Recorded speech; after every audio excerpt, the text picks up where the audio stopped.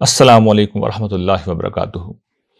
ناظرین، کل سیالکوٹ میں ایک انتہائی اندوہناک واقعہ پیش آیا ہے۔ وہاں پر ایک فیکٹری میں کام کرنے والے ایک سری لنکن ملازم کو، جو مینیجر تھے فیکٹری کے اندر، گستاخی رسول کا الزام لگا کر اور انتہائی بہیمانہ تشدد کر کے قتل کر دیا گیا۔ واقعے کی جو کچھ تفصیلات ہمارے سامنے آئی ہیں پولیس کے تحقیقات کی روشنی میں، وہ جس طریقے سے ہیں کہ فیکٹری میں کوئی انسپیکشن ہونی تھی اور اس کے لیے مینیجر نے ملازمین کے اوپر سختی کی۔ ملازمین اس سے ناراض ہو گئے اور اس نے جس وقت صفائی ستھرائی کا حکم دیا تو اس نے خود آگے بڑھ کر مشینوں پہ لگے ہوئے بعض اسٹیکرز کو پھاڑ ڈالا جن کی نوعیت کچھ مذہبی تھی، اور اس بنیاد پر، اس چیز کو بنیاد بنا کر پھر ملازمین نے گویا کہ اپنا انتقام لیا اور اس کو پھر مار ڈالا۔ اور پھر جو ویڈیوز ہمارے سامنے آئی ہیں اس پورے معاملے کی، وہ انتہائی خوفناک ہیں، وحشتناک ان کے اندر مناظر ہیں۔ ہمیں نظر آ رہا ہے کہ کس طریقے سے مینیجر پر تشدد کیا جا رہا ہے، بہیمانہ تشدد کیا گیا ہے، اور پوسٹ مارٹم کی رپورٹ سے یہ بات سامنے آئی ہے کہ اس کی ہڈیاں تک توڑ دی گئی تھیں اور تشدد کر کے اس کو مار دیا گیا۔ پھر اس کی لاش کو بعض ویڈیو میں دکھایا گیا ہے کہ برہنہ کیا گیا، اور پھر اس کو سڑک پر لا کر، گھسیٹتے ہوئے لوگ سڑک پہ لائے اور سر بازار عین چوراہے پر اس کی لاش کو نظر آتش کر دیا گیا۔ لوگ ہجوم کی شکل میں موجود تھے، کوئی بچانے کے لیے آگے نہیں بڑھا، پولیس آ گئی تھی، اس نے کچھ نہیں کیا، ریسکیو کی ٹیمیں موجود تھیں، اس نے کچھ نہیں کیا۔ ہجوم اس درجے میں مشتعل تھا۔ اور پھر ان سب سے زیادہ خوفناک ویڈیو ایک اور بھی تھی جس میں نوجوانوں کا جتھا جو ہے نعرے لگا رہا ہے، اور ان کے بیچ میں ایک نوجوان بڑے سکون اور اطمینان اور اعتماد کے ساتھ یہ کہہ رہا ہے کہ ہاں ہم نے قتل کیا ہے، اور یہ اس پہ اوپر وہ گستاخی رسول کا الزام لگا رہا ہے، جو کہ بعد میں تحقیقات سے معلوم ہوا کہ بالکل جھوٹا الزام تھا، اور وہ اس عزم کا اظہار کر رہا ہے کہ ہم آئندہ بھی یہ کریں گے، اور اس کے لیے وہ غلط طور پر حدیث کا بھی حوالہ دے رہا ہے۔ تو یہ صورتحال ویسے تو بہت مایوس کن ہے۔ ظاہر بات ہے کہ جو شخص ان مناظر کو دیکھے گا اور پھر وہ جانتا ہے کہ اس کے نتیجے میں خود دین اسلام کی کیا بدنامی ہو رہی ہے، پاکستان کا کیسا امیج ہے جو دنیا کے سامنے جا رہا ہے، تو اس کے نتیجے میں ایک مایوسی کا پیدا ہونا بڑی فطری سی چیز ہے۔ لیکن میں چاہتا ہوں کہ اس ویڈیو کی وساطت سے آپ کے سامنے یہ بات رکھوں کہ دیکھیے، ایک پہلو تو یہ ہے کہ ہم مایوس ہوں، دوسرا پہلو یہ ہے، اور آخرت کا پہلو میں آپ کے سامنے اگر رکھوں تو اس طرح کے جو حالات ہوتے ہیں وہ اجر آخرت کے حوالے سے بڑے غیر معمولی ہوتے ہیں۔ یعنی ان حالات میں اگر آپ صحیح بات لوگوں تک پہنچائیں گے تو اس کا اجر بے پناہ ہے۔ تو ہم جب اس پہلو کو سامنے رکھتے ہیں تو میں سمجھتا ہوں کہ ہم تو خوش نصیب ہیں کہ اللہ تعالیٰ نے ہمیں ایسے دور میں پیدا کیا جب ہمارے پاس یہ موقع ہے کہ ہم صحیح بات لوگوں تک پہنچائیں اور خدا کی بارگاہ میں انعام کے مستحق ہوں، اس کی رحمت کو حاصل کریں۔ تو اس موقع سے فائدہ اٹھانا چاہیے۔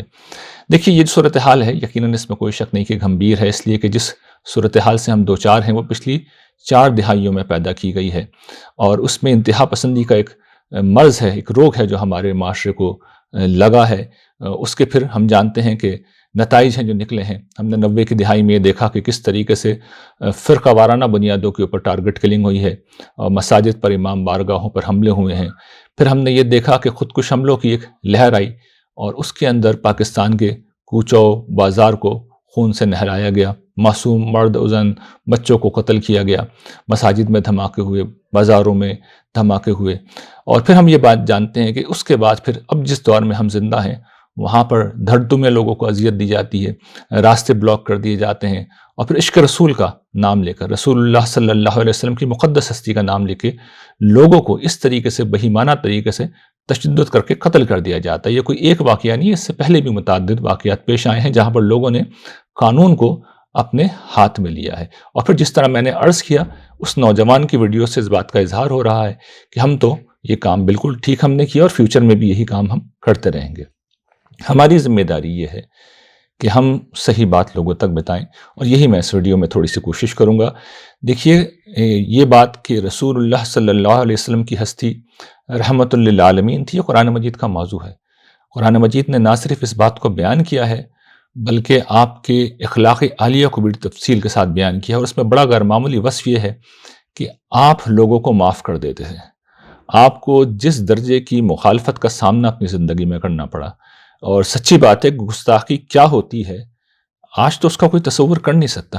حضور کے دور میں جس درجے کی گستاخی ہوئی، اور قرآن مجید ان کو کوٹ کرتا ہے، کفار کی، منافقین کی ان باتوں کو کوٹ کرتا ہے، یہود کی ان باتوں کو کوٹ کرتا ہے جو گستاخانہ جملے وہ بارگاہ رسالت میں کہتے تھے، حتیٰ کہ حضور کی مجلس میں جا کے بھی وہ کہتے تھے. یہ سب کچھ مکہ میں بھی ہوا، بار بار ہوا. طائف کی تاریخ تو سب کو ہی معلوم ہے. اور مدینہ میں جب حضور کے پاس اقتدار آ گیا تھا اس وقت بھی یہ ہوا.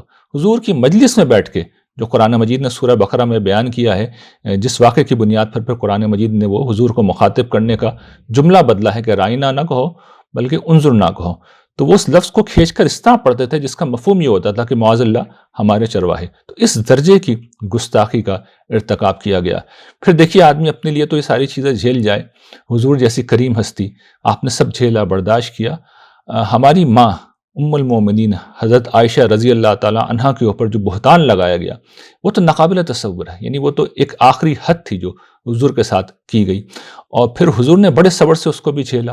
اور دیکھیے قرآن مجید نازل ہو رہا ہے تو قرآن مجید نے ان گستاخوں کو جنہوں نے سب کچھ کیا، آخرت پہ تو وعید کی ہے، بہت سخت کی ہے. دنیا میں انہیں سوائے قذف کی سزا کے، یعنی جن لوگوں کا جرم ثابت ہو گیا کہ انہوں نے یہ بہتان لگایا ہے تو بہتان کی سزا تو دی گئی، گستاخی رسول کی کوئی سزا نہیں دی گئی. اس کی وجہ یہ تھی کہ رسول اللہ صلی اللہ علیہ وسلم کی ہستی جو تھی انتہائی کریم تھی. آپ نے دیکھیے اپنے دشمنوں کو ہمیشہ معاف کیا ہے. آپ نے اپنے چچا کے جو قاتل تھے اس کو معاف کر دیا، جس نے یہ پورا پلاٹ بنایا تھا، منصوبہ بنایا تھا، ان خاتون کو معاف کر دیا. اپنی صاحبزادی کے قاتل کو جس نے پتھر مارا اور جس کے نتیجے میں ان کا حمل ساقط ہوا اور اسی کے نتیجے میں پھر ان کا انتقال ہوا، اس کو معاف کر دیا. آپ نے مکہ کے ان سارے لوگوں کو معاف کر دیا جنہوں نے ساری زندگی آپ کو سب و شتم کا نشانہ بنایا، ساری گستاخیاں کی. طائف کے لوگوں کو نہ صرف معاف کیا بلکہ ان کے قیدیوں کو آزاد کیا. یہی معاملہ مدینہ کے منافقین کا تھا کہ حضور نے کبھی گرفت نہیں کی. عبداللہ ابن ابی کے متعلق تو ہم جانتے ہیں کہ حضور کا کیا معاملہ رہا، کتنی غیر معمولی حضور کی درگزر کا حضور کا رویہ تھا. تو یہ حضور کی اصل ہستی ہے، اور ہم کیا کرتے ہیں کہ حضور کے نام پر یہ سارے کام کر رہے ہوتے ہیں.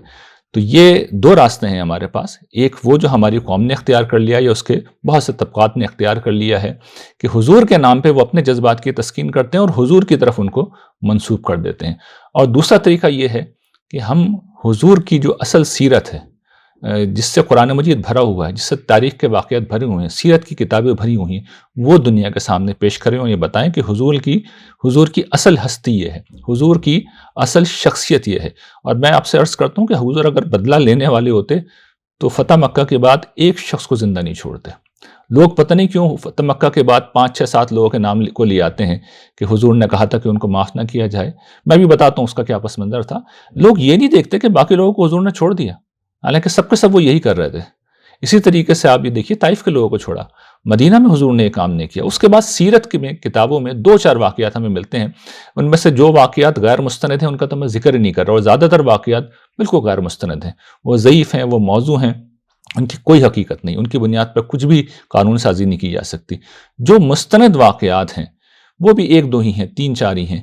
ان میں بھی حقیقت صرف اتنی تھی کہ جن لوگوں کو قتل کیا گیا، اور یہ بھی خیال رکھیے گا ان کو ریاست نے، یعنی باقاعدہ ریاست نے، جس طریقے سے ریاست کی اتھارٹی ہوتی ہے اس کے تحت ان کو قتل کیا گیا. کس جرم میں؟ جرم یہ تھا کہ وہ اصلاً اسلام کے دشمن تھے، دین اسلام کو نقصان پہنچانا چاہ رہے تھے. تو انہوں نے حضور کے خلاف ہی پروپیگنڈا نہیں کیا تھا بلکہ اسلام کے خلاف کارروائیاں کی تھیں، اسلام کو مٹانے کی کوشش کی تھی. اس جرم میں ان کو قتل کیا گیا. ظاہر ہے کہ اس زمن میں ان کا ایک جرم یہ بھی تھا کہ جہاں 10,000 لوگ گستاخیاں کر رہے تھے وہ لوگ بھی گستاخی کرنے والوں میں شامل تھے. ظاہر ہے جب وہ ایمان نہیں لائیں گے، دشمن ہوں گے، معاندین ہوں گے، تو وہ ظاہر ہے کہ اپنی فضول باتیں تو کریں گے، لیکن یہ اصل وجہ نہیں تھی.